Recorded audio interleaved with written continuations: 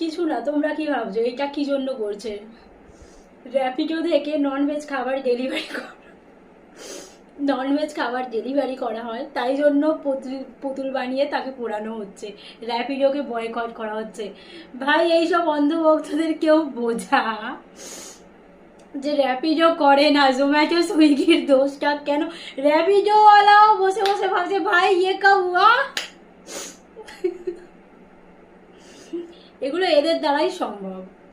ভুলভাল জিনিসগুলো সাপোর্ট করে করে এসে এদের এমন হয়ে গেছে যে ঠিক জিনিসটাকে মানে দেখারও ক্ষমতা নেই। কেউ কানে ভেঙচি কাটলো এসে শুরু করে দিল বয়কট করা, জাস্ট এটাই করতে পারবে, আর কিছু না।